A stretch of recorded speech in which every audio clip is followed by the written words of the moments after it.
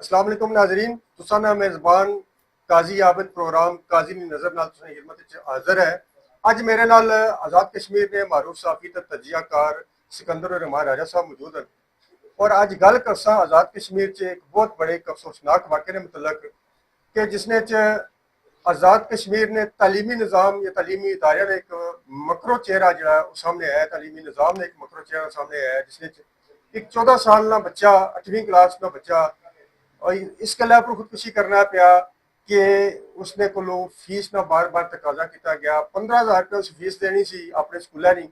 और उसकी इस कदर तजलील की गई, उसकी इस कदर मजबूर किया गया कि वो स्कूलों निकलिया बाहर तो मुड़ के फिर घर नहीं गया बल्कि उस नाले च छाल मारी तो खुदकुशी कर ली। इतना बड़ा जुल्म, इतनी बड़ी ज्यादती तालीमी इदारे की तरफों ये सामने आई। असा तालीमी इदारे ना ना लेने की शायद वो ये गल आखन कि तुसा असा की अटैक करने पर लगे हुए, हालांकि अटैक करना भी जायज़ है लेकिन असा तालीमी इदारे ना ना लेने, लेकिन एक तालीमी माफिया जड़ा असा उसकी जरूर बेनकाब करने वाले पास है अज प्रोग्राम करने पर लगे हुए। राय साहब मेरे नाल, राय साहब एक पाकिस्तान का कानून है कि जिसका तालीमी इदारा जिस वेले कोई रजिस्टर्ड होना है तो उसने जी अंडरटेकिंग जी ली जानी है, उस अंडरटेकिंग पर एक सफा यह भी होना है कि वो 10 तो 12 बच्चे ऐसे जो मुस्तहिक नादार या यतीम हो सन उन्हें क्यों तालीम दे सन। क्या इस तालीमी इदारे में कोई ऐसी सहूलत नहीं सी, ऐसा कानून नहीं सी? क्या वो ये नहीं एहसास कर सकते कि 15,000 रुपया नहीं दे सकते? मीनस किसने घर ने हालात हैं जोड़े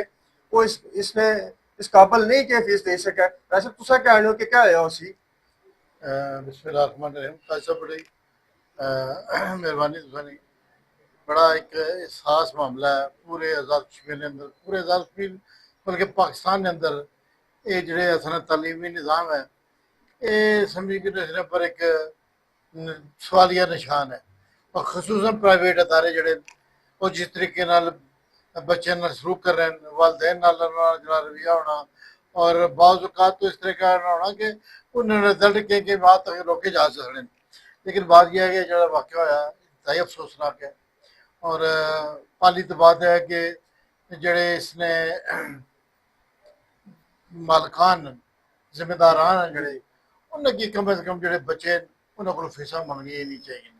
याद आने के तौर तक एक दो दफ़ा एक एक्नॉलेज कराने वास्ते कुछ ना कुछ तो चलो कर सकते हो, लेकिन बाय फोर्स और जहनी तौर पर जिच करके इस तरीके नाल तुम जिस तरह हालात पैदा कर दो, जिस तरह बच्चे ने खुदकशी की है पता नहीं उस अपनी क्लास के अंदर जोड़े उसने कोलीग्स हैं या साथी उन्होंने सामने कितनी बड़ी उस अपनी बेइज्जती महसूस की उसी। और जिस अंदाज उसने अपने आप की उस पोजीशन ढह के गया कि जितना खुदकशी करना जरूरी समझा कि मेरी जिंदगी लोगों के सामने किस तरह मैं मुंह कटसा या मेरा तालीमी सिस्टम है ये मेरा किस तरह चलसी। उसने खुदकशी की थी और मैं समझना कि जिन्होंने लोगों ने किया, जिन्होंने साथसा ने, जिन्होंने मालका ने किया वो काबिल गिरफ्त हैं और अच्छे स्कूलों की शुमार होने चाहिए। गल तो आया कि किसी ने ना नहीं लेना चाहिए ना, लेकिन बात यह कि उन्हें स्कूलों ना वतीरा बन गया। ये वतीरा उन्होंने बन गया कि किसी न किसी तरीके आए दिन हर चीज रिड्यूस हो गई है। ये जनरेटर ने भी जनाब पैसे लेने और उस तो बाद जनाब बिजली कट गई है, फीसा इन्होंने उत्ते बल्कि उस तो वधा छोड़िए ने हर हर महीने इन्होंने जनाब नया नोटिफिकेशन जारी किया होना। वो ऐसिया चीज़ां जो खेल जोड़े मैदान च खेलने वास्ते जाना पैना, कोई नहीं खेलने पे लाइब्रेरियां मेरी गल सुनो ना, लाइब्रेरियां जड़ियां उन्होंने पैसे किन्ने देने और किसी भी ऐसे तदरीसी इदारे जो प्राइवेट है किसी जगह लाइब्रेरी चैनल ना निशान भी नहीं। लेकिन बात है कि मालकान वो चंद एक माफिया जाना है, इसने कब्जा पूरे आज़ाद कश्मीर के अंदर पाकिस्तान के अंदर जितने भी लोग हैं बड़े बड़े नामवर जनाब सियासतदान हैं, बड़े बड़े जनाब ऐसे ऐसा ने वो कलमकार भी हैं जिन्होंने जनाब इस तरीके स्कूल और जो इस पैदाश जानी थे और लोगों की लुटना शुरू कर दिया। और इस मुल्क ने जी सलामती है की खतरा की नजर आनी है जिथे ये नौजवान इस बुनियाद पर खुदकुशी कर जान कि जिथे उसकी रिलीफ मिल जाना चाहिए। जिस तरह अब तुम क्या कि 10-12 बच्चे जड़े और उन्होंने कोई गरीब है या किस तरीके या 2-4-6 महीने किसी बच्चे ने कोई फीस अगर रह गई है तो वालदेन की किस तरीके एक बड़ा एक महजूब तरीका है उन्हें कि याद करा सकने हो। रैसा ना फैक्ट फाइंडिंग कमेटी तो बनाई मुजफ्फराबाद ने कुछ अहम एजुकेशनल अफसरान की उन्हें विच रखी है तो उसने फैक्ट फाइंडिंग कमेटी तो बनाई है उसने क्या रिजल्ट निकल सी ये भी सब पूछा कि वो उसने पर क्या हो सी लेकिन हुकूमत आज़ाद कश्मीर की तरफ वो एक फौरी तौर पर नोटिफिकेशन सामने आया जिसमें उन्हें ये गल आखी कि स्कूलों में बच्चों को फीस नहीं मंगनी और बच्चों की कार नहीं भेजना सौ फीस लेने वास्ते या बच्चों ने वालदेन माली आमदन ना जड़ा है वो चीज़ा आश्कार नहीं कर रही हैं लेकिन क्या ये चीज़ा ये फैक्ट फाइंडिंग कमेटी इसकी फाइंडिंग तो बाद ये मामला बिल्कुल खू खाते चला जासी गल तो है ना सब निकल गया तब पिछा लीग लीग जड़ी है उसकी मारने का फायदा कोई नहीं। सब गल है कि एक नौजवान बच्चा इन्होंने इस गफरत का नतीजा और असल ने क्या है म्यार जिंदगी है थे और असल ने रेट ऑफ लिटरेसी देखे जो आज़ाद कश्मीर के अंदर और बच्चे माशाल्लाह बहुत सही ना उन्हें की मौका फराम करा जाए ना अगर कोई इस तरीके का वाक़ मैं समझना कि गवर्नमेंट का ये जड़ा इकदाम है किसी हद तक तो बेहतर है लेकिन मैं समझना कि जिस तरह पहले बवक्त जरूरत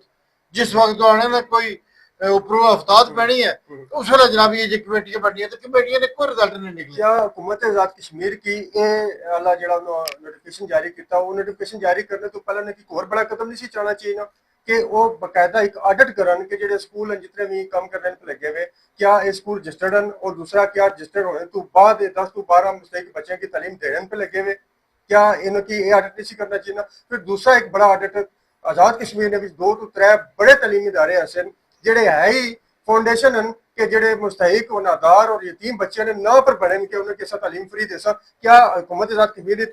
तरफों फौरी तौर पर ऑडिट नहीं हो सकता कि क्या ये काम करने पे लगे बाकायदा उस तरह या नहीं। मैं आना जी सब तो ज्यादा अगर करप्शन ते सारे मामलात ने जेडे 200 अदारे किते ना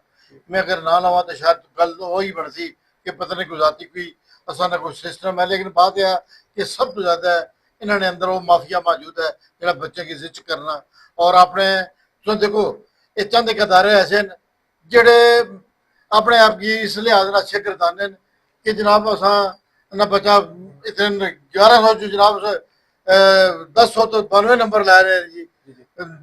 99 जनाब पहुंच गया जी 1100 नंबर पूरे कर ले वो किस तरीके कि बच्चे मैरिट पर आने लगे पढ़ के उत्थे पहुंचने ने वो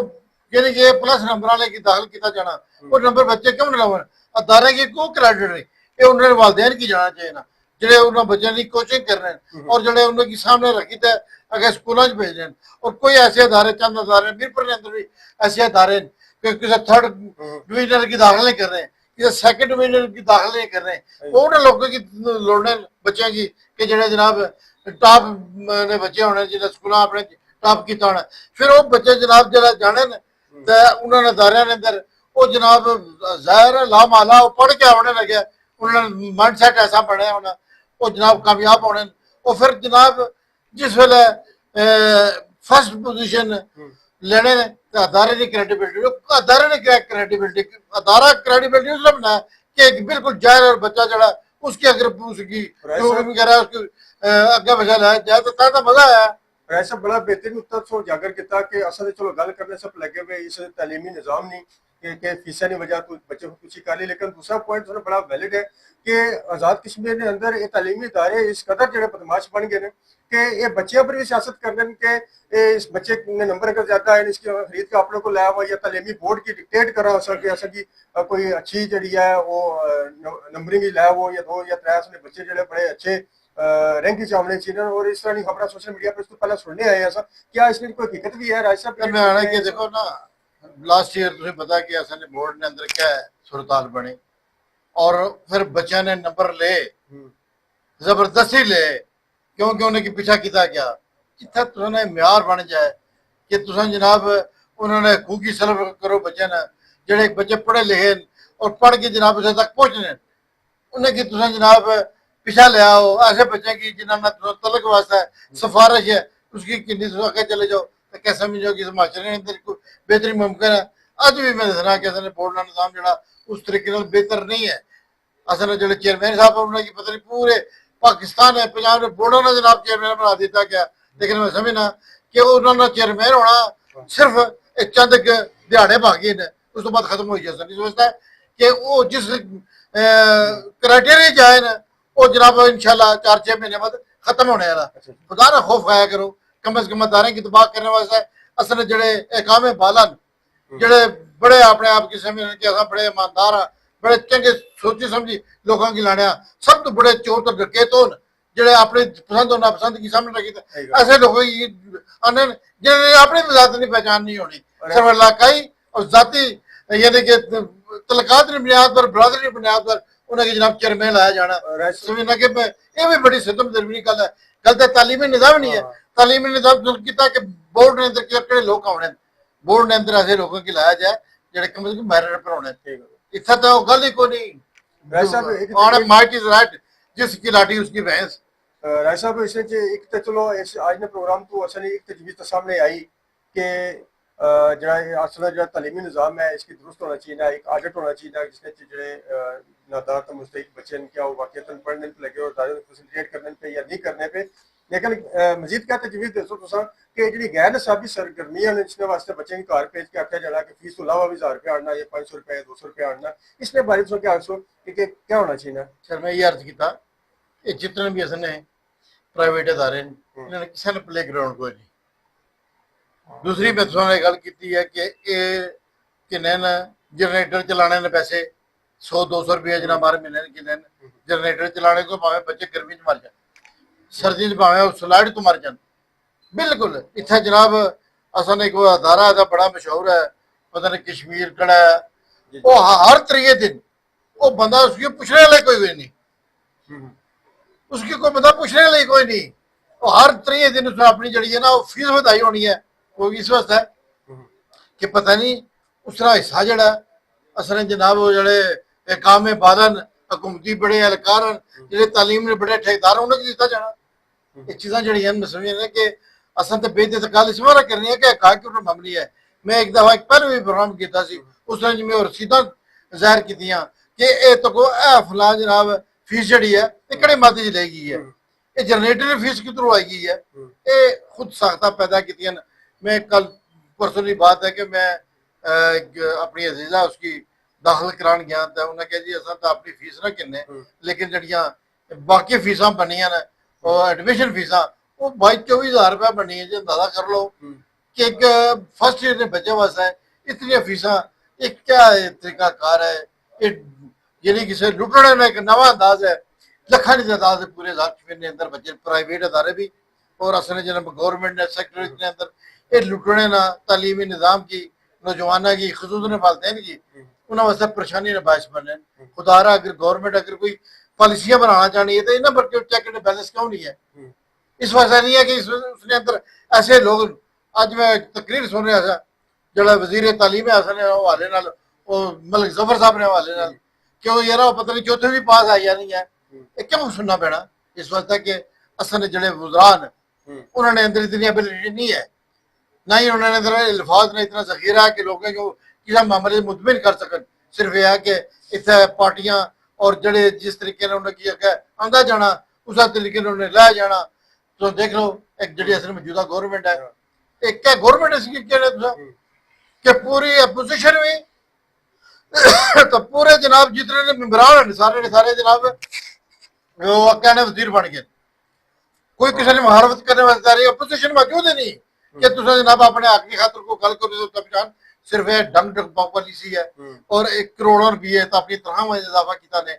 क्योंकि मैं जरा मौजूद तो हटिया इस वास्ते कि हुकूमत साजी के अंदर इस तरीके की करप्शन मौजूद है कि वो अपने पेट भरने चक्कर चाहते उन्हें किसी आवाम ने दखल कोई नहीं। खसूसन जो लोग वालदेन हैं जोड़े गरीब लोग हैं बच्चे की तालीम आने ने इस वास्ते कि चलो उन्होंने बच्चे पढ़ जा सन कल उन्होंने वास्ते कोई बेहतरी हुई जैसी अज ये हालत है कि बच्चे पढ़ भी जाने लेकिन उन्हें नौकरी नहीं मिली। बहुत शुक्रिया राय साहब। असल नलसन जी राजा सिकंदर रहमान साहब जेडे मारूफ तजियाकार भी हैं साफी भी हैं और हालात आदरा पर बड़ी एक गहरी गिरफ्त रख रहे हैं। इन्होंने यह आखना सी कि तालीमी निज़ाम है जो आज़ाद कश्मीर ना इसके अंदर इसलाहत की जरूरत है और खास तौर पर आडट की जरूरत है कि ये तालीमी इदारे क्या अपनी जी इन्होंने जी चीज़ा ने वो पूरियां भी करने लगे अपना जो काम करने अपनी डोमेन कम ही नहीं कर रहे हैं क्या ये अपनी डोमेन च रह के अपना काम करने पे लगे हुए क्या ये अगर आडट किया जाए कि ਜਿਹੜੇ ਕੋਈ ਤਾਲੀਮੀ ਇਦਾਰੇ ਇਸ ਬੁਨਿਆਦ ਪਰ ਰਜਿਸਟਰਡ ਹੋ ਰਹੇ ਨੇ ਅਗਰ ਪਾਕਿस्तान का कानून वाकईतन इंडोर्स हो रहा है आज़ाद कश्मीर 10 तो 12 मुस्तहिक बच्चों की तालीम देना इन्होंने जिम्मेदारी है तो क्या वो देने पे लगे या नहीं देने पे लगे। इस तो अलावा जितनी असलाहत हैं वो ज़रूर होनी चाहिए ताकि इस तालीमी माफिया की नकेल पाई जाए। ਜਿਹੜੇ ਅਫਸੋਸਨਾਕ ਵਾਕਿਆ ਇਸਨੇ ਵਾਲੇ ਨੂੰ ਉਸਨੇ ਵਾਲਦੈਨ ਨਾਲ ਅਸਾਂ इस अफसोसनाक वाक़े ने वाले नाल ਦਰਦੀ ਨਾਲ ਇਜ਼ਹਾਰ ਕਰਨੇ ਆ ਇਹ ਜਿਹੜਾ ਬੱਚਾ ਜਿਹੜਾ ਫੌਤ ਹੋਇਆ ਅਸਾਂ ਇਹਨਾਂ ਨੇ ਵਾਲਦੈਨ ਤੋਂ ਔਰ ਇਹਨਾਂ ਨੇ ਅਜ਼ੀਜ਼ੋ ਕਾਰਬ ਜਿਹੜੇ ਸੋਗਵਾਰ ਨੇ ਇਸ ਟਾਈਮ ਗਮ ਦੀ ਘੜੀ ਵਿੱਚ ਅਸਾਂ ਉਹਦੇ ਨਾਲ ਬਰਾਬਰ ਨੇ ਸ਼ਰੀਕ ਆ ਇਜ਼ਹਾਰ ਅਫਸੋਸ ਕਰਨੇ ਆ ਰਾਜ ਸਾਹਿਬ ਵੀ और मैं भी अपनी तरफ असा इज़हार अफसोस करने हैं और इंशाअल्लाह उम्मीद है कि बहुत जल्द ये तालीमी निज़ाम की सलाह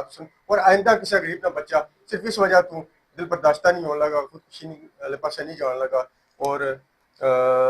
तालीमी निज़ाम बेहतर हो सी। अपने मेज़बान काजी आबद की इजाज़त दो मिलसा अगले प्रोग्राम किसी और मौजूद। अल्लाह हाफिज़।